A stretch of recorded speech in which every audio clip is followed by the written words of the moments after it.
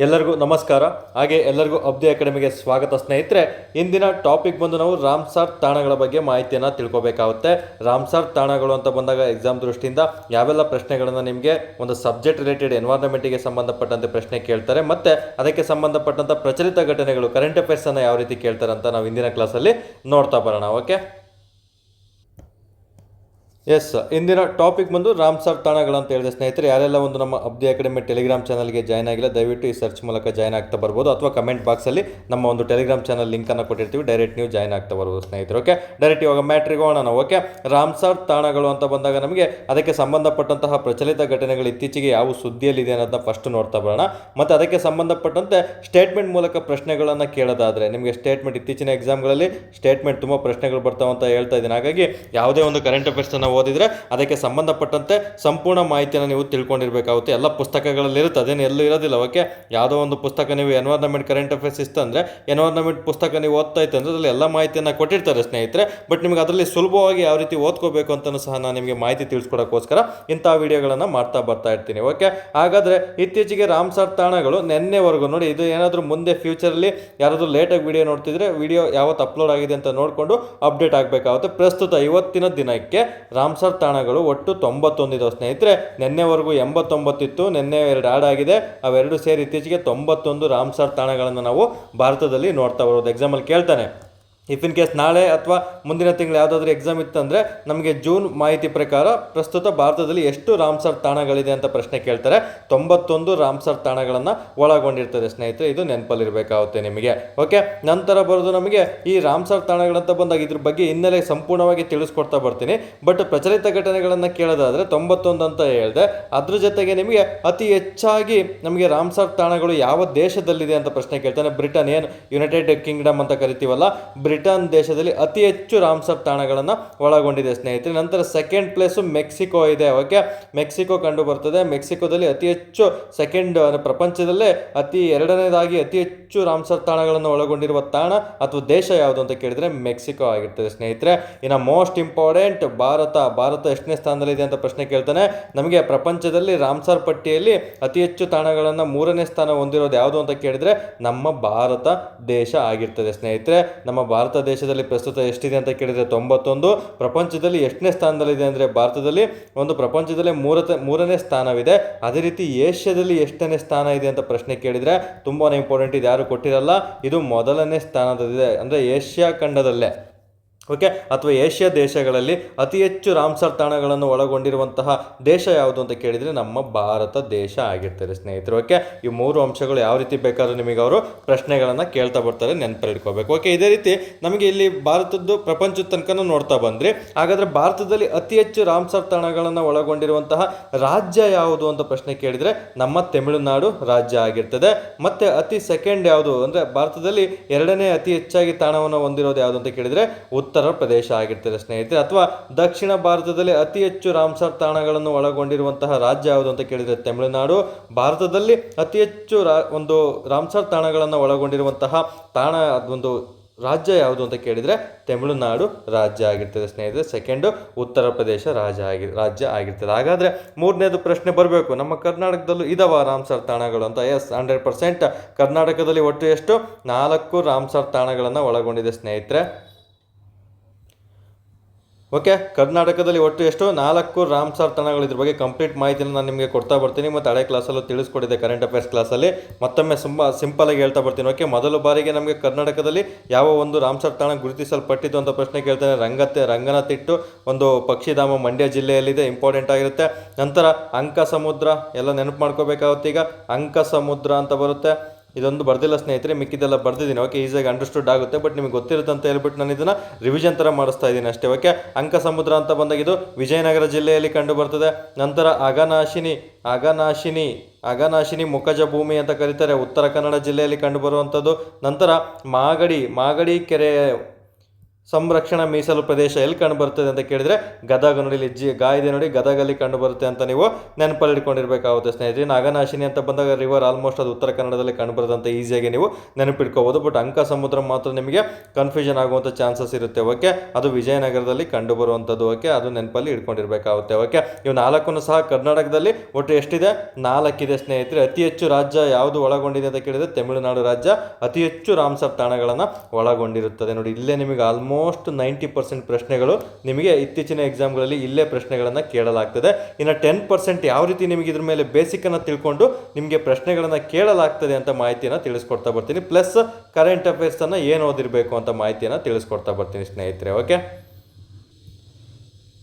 ಈಗ ನೋಡ್ತಾ ಬರೋಣ. ನಾನು ಆಲ್ರೆಡಿ ಹೇಳಿದೆ, ನಮಗೆ ಇತ್ತೀಚೆಗೆ ಟೋಟಲ್ ನಮಗೆ ಒಂದು ಮಾರ್ಚ್ ಅಥವಾ ಜನವರಿ ತನಕ ಸಹ ನಮಗೆ ಟೋಟಲ್ ಇದ್ದಿದ್ದು 85 ಇತ್ತು ಸ್ನೇಹಿತರೆ. ನಂತರ 4 ಆಡಾಯಿತು. ಅವು 4 ಯಾವುದು ಅಂತ ಕೇಳಿದ್ರೆ ಇಲ್ಲಿ ಕೆಳಗಡೆ 4 ಇದೆಯಲ್ಲ, ಇವು 4 ಆಡಾಗಿ 89 ಆಯಿತು. ಮತ್ತೆ ನಿನ್ನೆ 2 ಆಡಾಗಿದೆ, ಅದು 2 ಸೇರಿ ಟೋಟಲ್ ಪ್ರಸ್ತುತ ಭಾರತದಲ್ಲಿ 91 ರಾಮ್ಸರ್ ತಾಣಗಳು ಸೇರ್ಕೊಂಡಿದೆ ಅಂತ ನೀವು ನೆನಪಲ್ಲಿ ಇಟ್ಕೊಂಡಿರ್ಬೇಕಾಗುತ್ತೆ. ಓಕೆ, ಹಾಗಾದರೆ ಆ 96 ಯಾವುವು ಅಂತ ನಾವು ಈಗ ನೋಡ್ತಾ ಬರೋಣ. ಮೊದಲನೇದಾಗಿ ನಮಗೆ ಇಂದು ಸೇರಿರೋದು ಕಿಚನ್ ಪಲೋಡಿ ಅಂತ ಹೇಳಿದ್ನಲ್ಲ, ಈ ಕಿಚನ್ ಪಲೋಡಿ ಮತ್ತು ಮೇನರ್ ಉದಯ್ಪುರ್ 2 ಸಹ ರಾಜಸ್ಥಾನದಲ್ಲಿ ನೆಲೆಗೊಂಡಿದೆ. ನೆನಪಲ್ಲಿಟ್ಕೋಬೇಕು.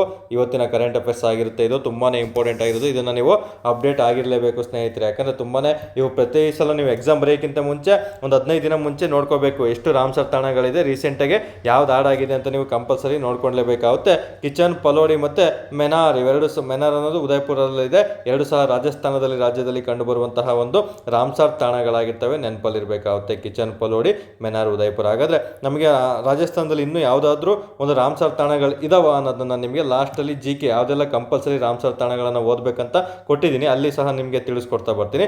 ಸದ್ಯಕ್ಕೆ ಇತ್ತೀಚೆಗೆ ಆಡಾಗಿರೋದು ಅಂದರೆ 2025ರಲ್ಲಿ ಆಡಾಗಿರೋದನ್ನ ನೋಡ್ತಾ ಬರೋಣ. ಇವೆರಡು ನಿನ್ನೆ ಆಡಾಗಿರೋದು, ಮತ್ತೆ 4 ಮುಂಚೆ ಆಡಾಗಿತ್ತು. ಯಾವುದು? ಒಂದು ತೀರ್ಥಂಗಲ್ ಪಕ್ಷಿಧಾಮ ಯಾವುದು ಎಲ್ಲಿದೆ ಅಂತ ಪ್ರಶ್ನೆ ಕೇಳ್ತಾನೆ. ಅಷ್ಟೇ ಸಿಂಪಲ್ ಆಗಿ ನಿಮಗೆ ತಮಿಳುನಾಡಿನಲ್ಲಿ ಕಂಡು ಬರುವಂಥದ್ದು ತೀರ್ಥಂಗಲ್ ಪಕ್ಷಿಧಾಮ ಆಗಿರುತ್ತೆ. ನಂತರ ಊದ್ವಾ ಸರೋವರ ಆಗಿರುತ್ತೆ. ಇದು ಪಕ್ಷಿಧಾಮ ಅಲ್ಲ ಸ್ನೇಹಿತರೆ, ಇದೊಂದು ಸರೋವರ, ಊದ್ವಾ ಸರೋವರ ಆಗಿರುತ್ತೆ. ಇದು ಸಹ ನಮಗೆ ಕಂಡುಬರೋದು ಒಂದು ಊದ್ವಾ ಸರೋವರ ಜಾರ್ಖಂಡ್. ಓಕೆ, ತೀರ್ಥಂಗಲ್ ಅನ್ನೋದು ನಮಗೆ ಟಿಯಿಂದನೇ ಶುರುವಾಗುತ್ತೆ ನೋಡಿ, ತಮಿಳುನಾಡು ಅಂತ ನೆನ್ಪಿಟ್ಕೊಳ್ಳಿ. ಊದ್ವಾ ಪಕ್ಷಿಧಾಮ ಅಂತ ಬಂದಾಗ ಇದು ಜಾರ್ಖಂಡ್ ರಾಜ್ಯದ ಒಂದು ಪಕ್ಷಿಧಾಮ ಆಗಿರುತ್ತೆ. ಮತ್ತು ಜಾರ್ಖಂಡ್ ರಾಜ್ಯದ ಒಂದು ಮೊದಲ ರಾಮ್ಸರ್ ಸೈಟ್ ಆಗಿರುತ್ತೆ, ಅದನ್ನು ಸಹ ನೆನಪಲ್ಲಿಟ್ಕೋಬೇಕು. ನಂತರ ಕೆಚಿಒ ಪಾಲ್ರಿ ಜೋಗು ಪ್ರದೇಶ ತುಂಬಾ ಇಂಪಾರ್ಟೆಂಟ್, 100% ಇದೇ ಪ್ರಶ್ನೆ ಕೇಳೋದು. ಕೆಚಿಒ ಪಾಲ್ರಿ ಜೋಗು ಪ್ರದೇಶ ಎಲ್ಲಿ ಕಂಡು ಬರ್ತದೆ? ಇದು ಸಿಕ್ಕಿಂ. ಇತ್ತೀಚೆಗೆ ಇದು ರಾಮ್ಸರ್ ಸೈಟಿಗೆ ಆಡಾಗಿರುವಂಥ ಭಾರತದ ಒಂದು ರಾಮ್ಸರ್ ತಾಣ ಆಗಿರುತ್ತೆ. ಮತ್ತು ಸಿಕ್ಕಿಂನ ಮೊದಲ ತಾಣ ಸ್ಥಾನ ಆಗಿರುತ್ತೆ, ನೆನಪಲ್ಲಿಟ್ಕೋಬೇಕು. ಅದನ್ನು ಸಹ ಪ್ರಶ್ನೆ ಕೇಳ್ತಾನೆ, ಯಾವ ರೀತಿ ಕೇಳ್ತಾನೆ ಅಂತ ಹೇಳ್ತೀನಿ. ನಂತರ ಸಕ್ಕರಕೊಟ್ಟಾಯ್. ಓಕೆ, ಸಕ್ಕರಕೊಟ್ಟಾಯ್ ಪಕ್ಷಿಧಾಮ ಎಲ್ಲಿದೆ ಅಂತ ಪ್ರಶ್ನೆ ಕೇಳ್ತಾನೆ. ಇದನ್ನು ಸಹ ತಮಿಳುನಾಡಿನಲ್ಲಿ ಕಂಡು ಬರುವಂಥದ್ದಾಗಿರ್ತದೆ ಸ್ನೇಹಿತರೆ. ಓಕೆ, ನಮಗೆ ನೋಡಿ 2 ಸಕ್ಕರೆಕೊಟ್ಟಾಯ್, ತೀರ್ಥಂಗಲ್ ಇತ್ತೀಚೆಗೆ 2 ತಮಿಳುನಾಡಿನಲ್ಲಿ ಆಡಪ್ಪಾಗಿದೆ. ಸೊ ನಮಗೆ ತಮಿಳುನಾಡು ಅಂತ ಬಂದಾಗ ಹೇಳಿದ್ದೀನಿ ಆಲ್ರೆಡಿ, 2ನೇ ಅತಿ ಹೆಚ್ಚು ರಾಮ್ಸರ್ ತಾಣವನ್ನು ಹೊಂದಿರುವಂಥ ರಾಜ್ಯ ತಮಿಳುನಾಡು, ಅದು ಮೊದಲನೇದಾಗಿರುತ್ತೆ.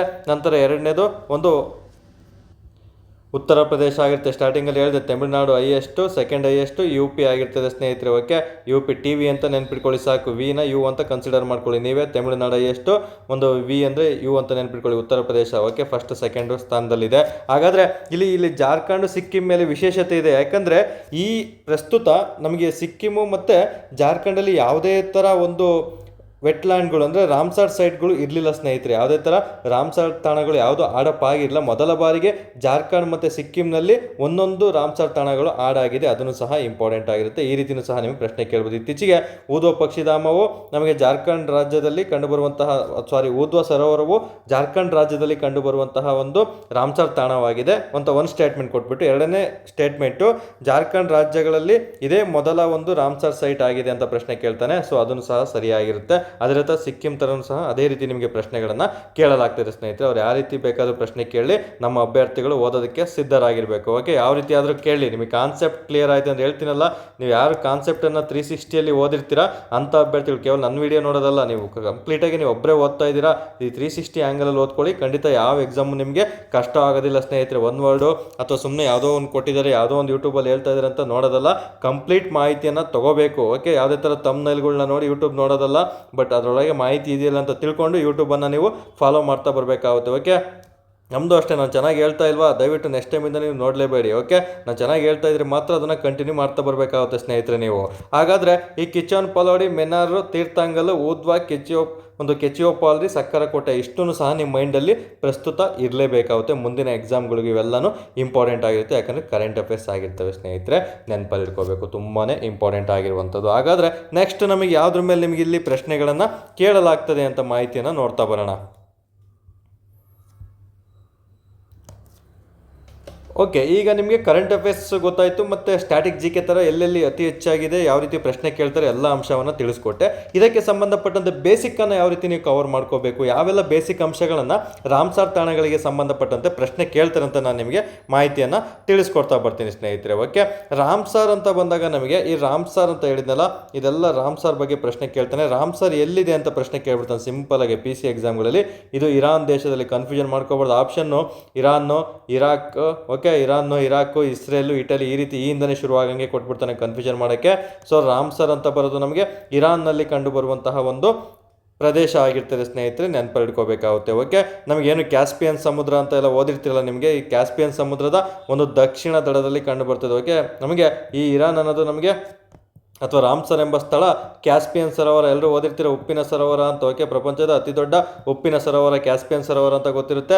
ಇದರ ಒಂದು ದಕ್ಷಿಣ ದಡದಲ್ಲಿ ನೆಲೆಸಿರುವಂತಹ ಒಂದು ತಾಣವೇ ಒಂದು ರಾಮ್ಸಾರ್ ಆಗಿರ್ತದೆ ಸ್ನೇಹಿತರೆ. ಇದು ಯಾವ ದೇಶದಲ್ಲಿದೆ ಅಂತ ಕೇಳಿದರೆ ಇರಾನ್ ದೇಶದಲ್ಲಿ ಕಂಡುಬರುವಂತಹ ಒಂದು ಸ್ಥಳ ಆಗಿರುತ್ತೆ.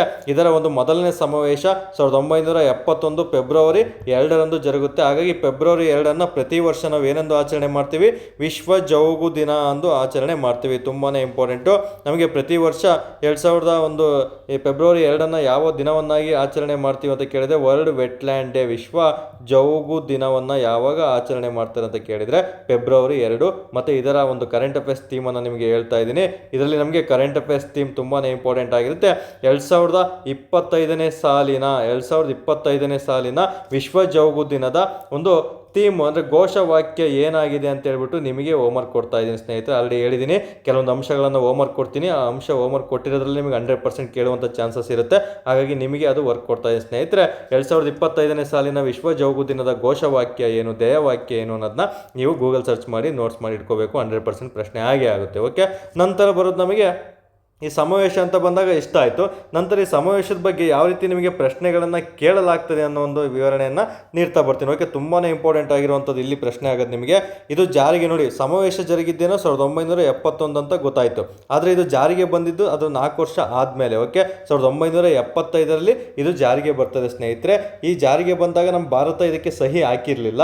1982ರಲ್ಲಿ 7 ವರ್ಷಗಳ ನಂತರ 1982ರಲ್ಲಿ ಭಾರತ ದೇಶ ಇದಕ್ಕೆ ಸಹಿ ಹಾಕಿಬಿಟ್ಟು ನಾವು ಸಹ ರಾಮ್ಸಾರ್ ಸೈಟ್ಗಳನ್ನು ನಮ್ಮ ಒಂದು ಭಾರತದಲ್ಲಿರುವಂಥ ಪ್ರದೇಶಗಳನ್ನು ಸಹ ನೀವು ಗುರುಸ್ಕೊಳ್ಬೋದು ಅಂತ ಹೇಳ್ಬಿಟ್ಟು ಒಂದು ಇನ್ಫಾರ್ಮೇಷನ್ ಆಗಿ ಅದಕ್ಕೆ ಒಂದು ಸಹಿಯನ್ನು ಆಗ್ತಾ ಬರುತ್ತೆ, ಒಪ್ಪಂದವನ್ನು ಮಾಡ್ಕೊಳ್ತಾ ಬರ್ತದೆ ಸ್ನೇಹಿತರೆ. ಓಕೆ, ಇಲ್ಲಿ 3 ವರ್ಷಗಳು ನೆನ್ಪಿಟ್ಕೋಬೇಕು. 1971, 1975 ಮತ್ತು 1982 ಆಗಿರ್ತದೆ ಸ್ನೇಹಿತರೆ. 4 + 3. ಓಕೆ, ಈ ರೀತಿ ನೆನ್ಪಿಟ್ಕೋಬೇಕಾಗುತ್ತೆ. ಓಕೆ, ಹಾಗಾಗಿ ನಮಗೆ ಇಲ್ಲಿ ತುಂಬಾ ಇಂಪಾರ್ಟೆಂಟ್ ಆಗಿರೋದು, ನಮಗೆ ಎಕ್ಸಾಮಲ್ಲಿ ಕೇಳೋದು ತುಂಬಾ ಇಂಪಾರ್ಟೆಂಟ್ ಆಗಿರುತ್ತೆ. 7 ಅಂತ ಹಾಕೋಬೇಕಿದ್ನ, ಸಾರಿ.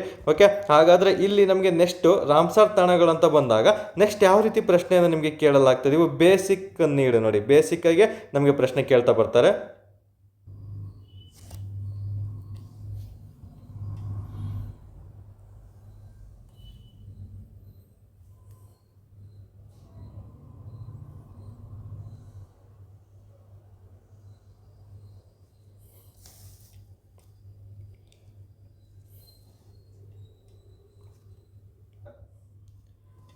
ಓಕೆ, ಈ ಚಿಲ್ಕಾ ಲೇಕ್ ಅಂತ ಬಂದಾಗ ಇಲ್ಲಿ ಒಡಿಸ್ಸಾ ರಾಜ್ಯದಲ್ಲಿ ಕಂಡು ಬರ್ತದೆ. ನಂತರ ಇದರ ಜೊತೆಗೆ ಇನ್ನೊಂದು ಸಹ ಅವತ್ತೇ ಘೋಷಣೆ ಆಗುತ್ತೆ, ಯಾವುದು ಅಂದರೆ ಕಿಯೋಲಾಡಿಯೋ. ಎಲ್ಲರೂ ಓದಿರ್ತಾರೆ ಕಿಯೋಲಾಡಿಯೋ ನ್ಯಾಷನಲ್ ಪಾರ್ಕ್ ಅಂತ, ತುಂಬಾ ಇಂಪಾರ್ಟೆಂಟು, ತುಂಬ ಬಾರಿ ರಿಪೀಟ್ ಆಗಿರೋದು. ಕಿಯೋಲಾಡಿಯೋ ನ್ಯಾಷನಲ್ ಪಾರ್ಕು ಇದು ನಮ್ಮ ರಾಜಸ್ಥಾನದಲ್ಲಿ ಕಂಡು ಬರುವಂಥದ್ದಾಗಿರ್ತದೆ ಸ್ನೇಹಿತರೆ. ನೋಡಿ, ರಾಜಸ್ಥಾನದಲ್ಲಿ ಇವತ್ತು 2 ಸೇರ್ಕೊಂಡಿದೆ ಅಂತ ಹೇಳಿದೆ ನಿಮಗೆ ಇವತ್ತು ಕರೆಂಟ್ ಅಫೇರ್ಸಲ್ಲಿ. ಅದ್ರ ಜೊತೆ ಇದನ್ನು ಸಹ ಕೇಳುವಂತಹ ಚಾನ್ಸಸ್ ಇರುತ್ತೆ. ಈ ಕೆಳಗಿನವುಗಳಲ್ಲಿ ಯಾವುದು ರಾಜಸ್ಥಾನದಲ್ಲಿ ಕಂಡು ಬರುವಂತಹ ರಾಮ್ಸರ್ ತಾಣವಲ್ಲ ಅಥವಾ ತಾಣವಾಗಿದೆ ಅಂತೇಳಿ 1 2 3 4 5 ಅಂತ ಕೊಟ್ಬಿಟ್ಟು 1 2 3 ಸರಿ 1 3 4 ಸರಿ ಈ ರೀತಿ ಆಪ್ಷನ್ ಕೊಡೋ ಚಾನ್ಸಸ್ ಇರುತ್ತೆ. ತುಂಬ ಕೇರ್ಫುಲ್ಲಾಗಿ ಓದ್ಕೊಳ್ತಾ ಬರಬೇಕಾಗುತ್ತೆ ಸ್ನೇಹಿತರು. ಓಕೆ, ಮೊದಲು ಯಾವುದು ಚಿಲ್ಕ ಮತ್ತು ಅವತ್ತಿನ ದಿನನೇ ಕಿಯೋಲಾಡಿಯೋ ನ್ಯಾಷನಲ್ ಪಾರ್ಕು ಸಹ ಆಗುತ್ತೆ.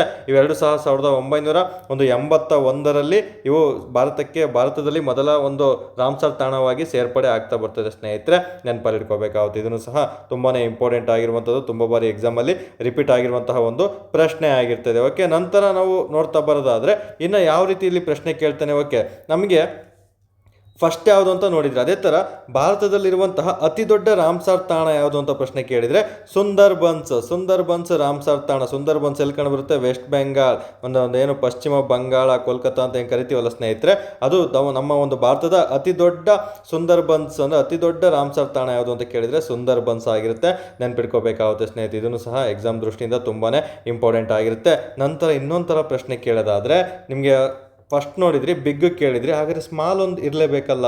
ಆ ಸ್ಮಾಲ್ ಯಾವುದು ಅಂದರೆ ಅತಿ ಚಿಕ್ಕ ಭಾರತದ ಒಂದು ಅತಿ ಚಿಕ್ಕ ರಾಮ್ಸರ್ ತಾಣ ಯಾವುದು ಅಂತ ಪ್ರಶ್ನೆಯನ್ನು ನಿಮಗೆ ಕೇಳಲಾದರೆ ಅತಿ ಚಿಕ್ಕ ರಾಮ್ಸರ್ ತಾಣ ತುಂಬ ಸಿಂಪಲಾಗಿ ನೆನ್ಪಿಟ್ಕೋಬೋದು, ರೇಣುಕಾ ಅಂತ ನೆನ್ಪಿಟ್ಕೋಬೇಕು ನೀವು. ಓಕೆ, ರೇಣುಕಾ ಸರೋವರ ಅಂತ ಕಂಡು ಬರ್ತದೆ ಸ್ನೇಹಿತರೆ. ಎಲ್ಲಿ ಅಂತ ಕೇಳಿದರೆ ಹಿಮಾಚಲ ಪ್ರದೇಶದಲ್ಲಿ ಕಂಡುಬರುವಂತಹ ಒಂದು ರೇಣುಕಾ ಸರೋವರ ಭಾರತದ ಅತಿ ಚಿಕ್ಕ ರಾಮ್ಸರ್ ತಾಣವಾಗಿರುತ್ತೆ, ನೆನ್ಪಿಟ್ಕೋಬೇಕು. ಇದು ಯಾರು ಕೊಟ್ಟಿರಲ್ಲ, ಇದನ್ನು ಸಹ ಎಂದು ಪ್ರಶ್ನೆ ಕೇಳಿಲ್ಲ. ನೆಕ್ಸ್ಟ್ ಕೇಳುವಂಥ ಪ್ರಶ್ನೆ ಇದೇ ಆಗಿರ್ತದೆ ಸ್ನೇಹಿತರೆ. ಓಕೆ, ಹಾಗಾದರೆ ನೆಕ್ಸ್ಟ್ ನೋಡ್ತಾ ಬರೋಣ. ನೆಕ್ಸ್ಟ್ ಯಾವ ಒಂದು ಟಾಪಿಕನ್ನು ನೀವು ಇಲ್ಲಿ ಕಂಪಲ್ಸರಿ ಓದಿರಬೇಕು ಅಂತ. ಎಸ್, ಇಷ್ಟೊತ್ತು ನಾನು ಹೇಳಿದ್ದು PC ಮತ್ತು PSIಗೆ ಹಳೆ ಟ್ರೆಂಡಲ್ಲಿ ಕೇಳಿದರೆ ಅಥವಾ ಜೋಡಿ ರೂಪದಲ್ಲಿ ಕೇಳಿದರೆ ಅಲ್ಲಿ ಉತ್ತರ ಸಿಕ್ಕೋಗ್ಬಿಡುತ್ತೆ. ನೆಕ್ಸ್ಟ್ ನಿಮಗೆ KS ಮತ್ತು ನಿಮಗೆ KPC ಗ್ರೂಪ್ C ಎಕ್ಸಾಮ್ಗಳಲ್ಲಿ ಯಾವ ರೀತಿ ಪ್ರಶ್ನೆ ಕೇಳ್ತೇನೆ ಅಥವಾ PSIಗೂ PCಗೂ ಕೇಳಿದ್ರು ಏನು ತಪ್ಪೇನಲ್ಲ, ಬಟ್ ಹೊಸ ಟ್ರೆಂಡ್ ಪ್ರಕಾರ ಇದನ್ನು PC PSIಗೂ ಕೇಳುವಂಥ ಚಾನ್ಸಸ್ ಇರುತ್ತೆ. ನೆಕ್ಸ್ಟ್ ಲೆವೆಲ್ ಪ್ರಶ್ನೆಗಳು ಯಾವ ರೀತಿ ಇರುತ್ತೆ, ರಾಮ್ಸರ್ ತಾಣಗಳ ಬಗ್ಗೆ ಯಾವೆಲ್ಲ ಪ್ರಶ್ನೆಗಳನ್ನು ನಿಮಗೆ ಡಿಫ್ರೆಂಟಾಗಿ ಕೇಳ್ತಾರೆ ಅಂತ ನಾನು ನಿಮಗೀಗ ತಿಳಿಸ್ಕೊಡ್ತಾ ಬರ್ತೀನಿ. ಓಕೆ, ಹಾಗಾದ್ರೆ ಇಲ್ಲೊಂದು ಮ್ಯಾಟ್ರಿಕ್ಸ್ ರೆಕಾರ್ಡ್ ಅಂತಿದೆ ನೋಡಿ, ಇಲ್ಲಿ ಬಗ್ಗೆ ಮಾಹಿತಿ ಕಂಪಲ್ಸರಿ ತಿಳ್ಕೊಬೇಕು. ಯಾಕಂದ್ರೆ ರಾಮ್ಸರ್ ತಾಣಗಳು ಪ್ರಸ್ತುತ ಎಷ್ಟಿದೆ, ಭಾರತದಲ್ಲಿ ಇತ್ತೀಚೆಗೆ ಯಾವ್ದು ಆಡಾಯಿತು, ಯಾವುದು ಎಲ್ಲಿದೆ ಎಲ್ಲರೂ ಓದಿರ್ತಾರೆ. ಬಟ್ ಈ ಸ್ಟೇಟ್ಮೆಂಟ್ ಕೊಟ್ಟಾಗ ಕನ್ಫ್ಯೂಷನ್ ಆಗೋ ಚಾನ್ಸಸ್ ಇರುತ್ತೆ. ನೀವು ಇದನ್ನು ಕಂಪಲ್ಸರಿ ಓದ್ಕೊಂಡಿರಲೇಬೇಕಾಗುತ್ತೆ ಸ್ನೇಹಿತರೆ. ಓಕೆ, ಇಲ್ಲಿ ನಮಗೆ ಮ್ಯಾಟ್ರಿಕ್ಸ್ ರೆಕಾರ್ಡ್ ಅಂತ ಬಂದಾಗ ಈ ಮ್ಯಾಟ್ರಿಕ್ಸ್ ರೆಕಾರ್ಡ್ ಅಂದರೆ ಏನು ಅಂತ ಪ್ರಶ್ನೆಯನ್ನು ನಿಮಗೆ ಕೇಳಲಾಗ್ತದೆ. ಇದೊಂದು ನಮಗೆ ರಾಮ್ಸರ್ ಪ್ರದೇಶಗಳಲ್ಲಿ ಮಾಲಿನ್ಯ ಮತ್ತು ಮಾನವನ ಹಸ್ತಕ್ಷೇಪದಿಂದ ಬದಲಾವಣೆ ಆಗಬಹುದು. ಕೆಲವೊಂದು ಕಡೆ ಈ ಒಂದು ರಾಮ್ಸರ್ ಪ್ರದೇಶಗಳಂತ ಹೆಂಗೆ ಗುರ್ಸಿರ್ತಾರಲ್ಲ, ಅಲ್ಲಿ ಮಾಲಿನ್ಯನೂ ಸಹ ಆಗ್ತಾ ಬರ್ಬೋದು. ಮತ್ತು ಮಾನವನ ಹಸ್ತಕ್ಷೇಪ ಅಂದರೆ ಮನುಷ್ಯರು ಹೋಗಿ ಅಲ್ಲಿ ಹೋಗ್ಬಿಟ್ಟು ಏನಾದರೂ ಒಂದು ಬೇಟೆಗಾರಿಕೆ ಆಡೋದಾಗಿರ್ಬೋದು ಅಥವಾ ಬೇರೆ ಮನುಷ್ಯ ಅಲ್ಲಿ ಮಾನವನ ಹಸ್ತಕ್ಷೇಪ ಏನಾದರೂ ಮಾಡೋದಾಗಿರ್ಬೋದು, ಮರ ಕಡಿಯೋದಾಗಿರ್ಬೋದು, ಇವೆಲ್ಲ ಮಾಡ್ತಾರಲ್ಲ. ಹಾಗಾಗಿ ಮತ್ತು ಅಲ್ಲಿ ಯಾವುದಾದ್ರೂ ವೆಹಿಕಲ್ ಜಾಸ್ತಿ ಒಂದು ಮಾಲಿನ್ಯ ತರುವಂಥ ವೆಹಿಕಲ್ಗಳಾಗಿರ್ಬೋದು, ಮಾಲಿನ್ಯ ಅಂದರೆ ಎಲ್ಲ ಥರ ಮಾಲಿನ್ಯ ಸಹ ಅಲ್ಲಿ ಆಗ್ತಾ ಬರ್ಬೋದು. ಅಂಥ ಪ್ರದೇಶಗಳನ್ನು ಗುರುಸ್ಬಿಟ್ಟು ಅವುಗಳನ್ನು ಈ ಮ್ಯಾಟ್ರಿಕ್ಸ್ ರೆಕಾರ್ಡ್ ಪಟ್ಟಿಗೆ ಸೇರ್ಪಡೆ ಮಾಡಲಾಗ್ತದೆ ಸ್ನೇಹಿತರೆ.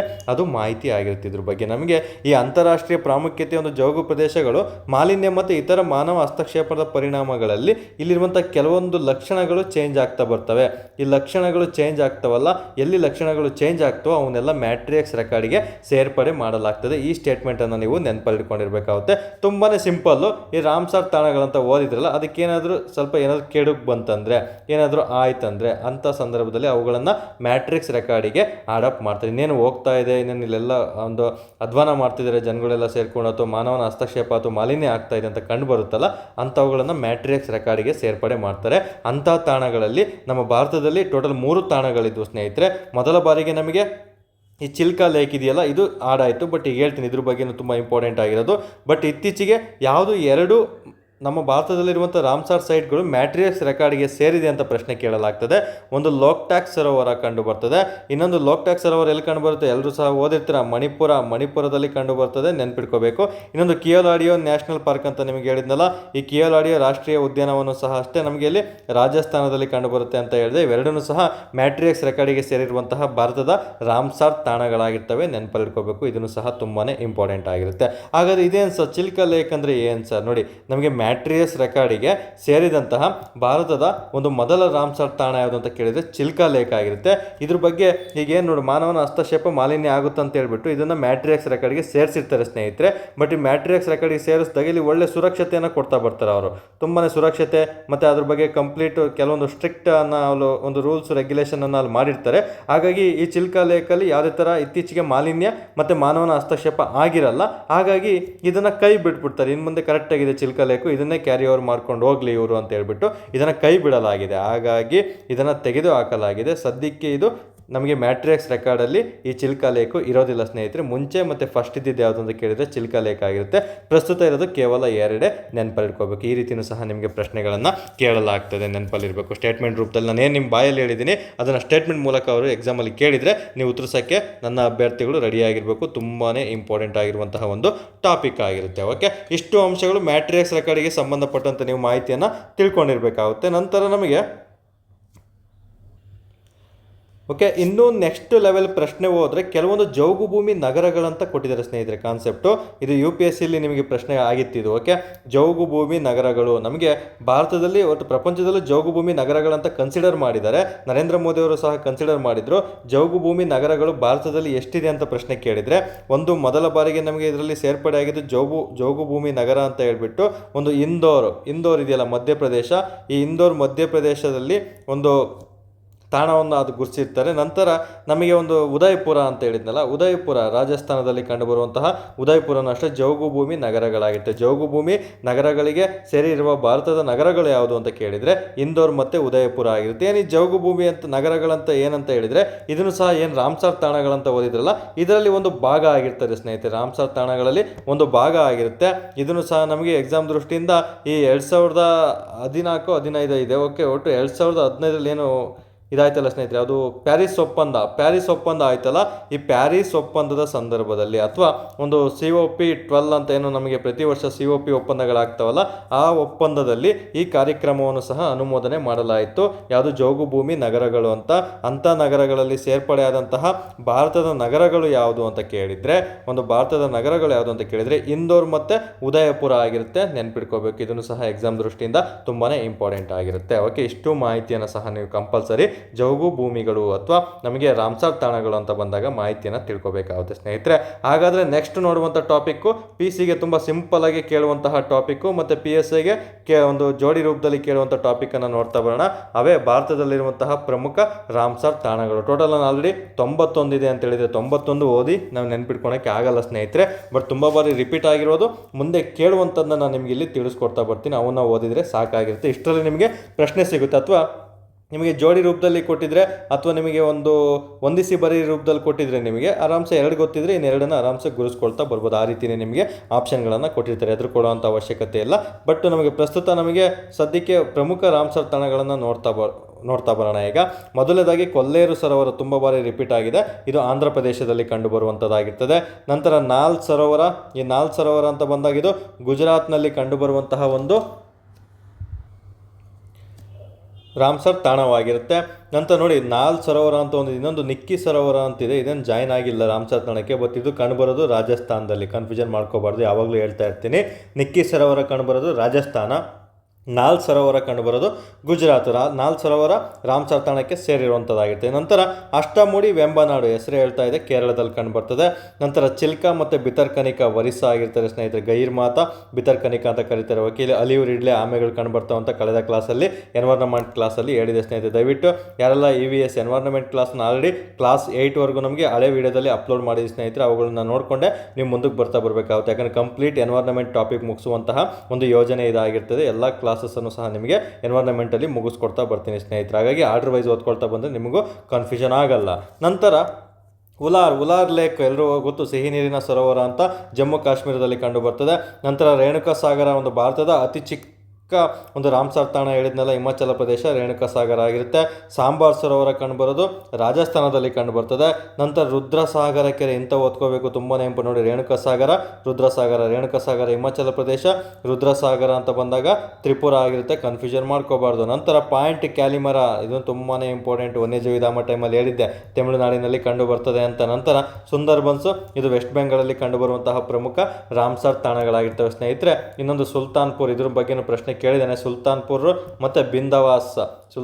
ಮತ್ತು ಬಿಂದವಾಸ್ ಇವೆರಡು ಸಹ ಹರಿಯಾಣದಲ್ಲಿ ಕಂಡುಬರುವಂತಹ ಒಂದು ರಾಮ್ಸರ್ ತಾಣಗಳಾಗಿರ್ತವೆ. ಸ್ವಲ್ಪ ಮಟ್ಟಿಗೆ ಇದನ್ನು ಇಂಪಾರ್ಟೆಂಟ್ ಆಗಿರ್ತವೆ ಸ್ನೇಹಿತರೆ. ಓಕೆ, ಇನ್ನು ಉತ್ತರ ಪ್ರದೇಶದಲ್ಲಿ ತುಂಬಾ ಇದೆ, ಬಟ್ ಯಾವುದು ಇದುವರೆಗೆ ಏನು ಪ್ರಶ್ನೆಯನ್ನು ಕೇಳಲಾಗಿಲ್ಲ ಸ್ನೇಹಿತರೆ. ಅಷ್ಟು ಓದಬೇಕಂತ ಏನು ಅವಶ್ಯಕತೆ ಇಲ್ಲ. ಓಕೆ, ಇಷ್ಟು ಏನು ಹೇಳಿದ್ದೀನಿ ಇಷ್ಟರಲ್ಲಿ ನಿಮಗೆ ಆಲ್ಮೋಸ್ಟ್ ಪ್ರಶ್ನೆಗಳನ್ನು ಕೇಳಿರ್ತಾರೆ. ಇಷ್ಟೇ ಓದ್ಕೊಂಡಿದ್ರೆ ಸಾಕಾಗಿರುತ್ತೆ. ಅದ್ರ ಜೊತೆ ಕರೆಂಟ್ ಅಫೇರ್ಸನ್ನು ನೀವು ಓದ್ಕೊಂಡಿದ್ರೆ ಸಾಕು ಸ್ನೇಹಿತರೆ. ಇಷ್ಟೇ ಪ್ರಶ್ನೆಗಳನ್ನು ನಿಮಗೆ ಎಕ್ಸಾಮ್ ದೃಷ್ಟಿಯಲ್ಲಿ ಕೇಳ್ತಾ ಬರ್ತೇನೆ. ಓಕೆ, ಇಷ್ಟು ಸಹ ಈ ರಾಮ್ಸರ್ ತಾಣಗಳು ಅಂತ ಬಂದಾಗ ಕಂಪಲ್ಸರಿ ನೀವು ಮಾಹಿತಿಯನ್ನು ತಿಳ್ಕೊಂಡಿರಲೇಬೇಕಾಗುತ್ತೆ. ಸೊ ಕರೆಂಟ್ ಅಫೇರ್ಸನ್ನು ಹೇಳಿದ್ದೀನಿ, ಒಂದು ಕಾನ್ಸೆಪ್ಟನ್ನು ನಿಮಗೆ ತಿಳಿಸ್ಕೊಟ್ಟಿದ್ದೀನಿ, ನಂತರ ಸ್ಟೇಟ್ಮೆಂಟ್ ಬೇಸ್ ಯಾವ ರೀತಿ ಪ್ರಶ್ನೆ ಕೇಳ್ತಾನೆ ಅದನ್ನು ಸಹ ತಿಳಿಸ್ಕೊಟ್ಟಿದ್ದೀನಿ. ಸೊ ಆಲ್ಮೋಸ್ಟ್ ನಿಮಗೆ ಇಷ್ಟರಲ್ಲೇ ಪ್ರಶ್ನೆಯನ್ನು ಆಗಿರ್ತದೆ ಸ್ನೇಹಿತರೆ. ಆದಷ್ಟು ಬೇಗ ಇವುಗಳಿಗೆ ಸಂಬಂಧಪಟ್ಟಂತೆ ನಾನು ನಮ್ಮ ಟೆಲಿಗ್ರಾಮ್ ಏನು ನಿಮಗೆ ಹೇಳಿದ್ನಲ್ಲ, ಒಂದು ಅಬ್ದಿ ಅಕಾಡೆಮಿ ಟೆಲಿಗ್ರಾಮ್ ಚಾನಲಲ್ಲಿ ಅದಕ್ಕೆ ಸಂಬಂಧಪಟ್ಟಂತೆ ಒಂದು ಕ್ವಿಝನ್ನು ಹಾಕಿರ್ತೀನಿ. ಅದಕ್ಕೆ ಸಂಬಂಧಪಟ್ಟಂತೆ ನೀವು ಯಾವ ರೀತಿ ಓದಿರ್ತೀರ, ಈ ವಿಡಿಯೋನ ಯಾವ ರೀತಿ ಅನಾಲಿಸಿಸ್ ಮಾಡ್ಕೊಂಡಿದ್ದೀರಾ ಅಂತ ನಿಮ್ಮ ಅಂಕಗಳನ್ನು ಅಲ್ಲಿ ಚೆಕ್ ಮಾಡ್ತಾ ಬರ್ಬೋದು. 10 ಅಂಕಗಳ ಟೆಸ್ಟನ್ನು ಹಾಕ್ತೀನಿ, ಅಲ್ಲಿ ನೀವು ಆರಾಮ್ಸೆ ಚೆಕ್ ಮಾಡ್ಕೊಳ್ತಾ ಬರ್ಬೋದು ಸ್ನೇಹಿತರೆ. ಓಕೆ, ನಂತರ ಯಾರೆಲ್ಲ ಟೆಲಿಗ್ರಾಮ್ಗೆ ಜಾಯ್ನ್ ಆಗಿಲ್ಲ ದಯವಿಟ್ಟು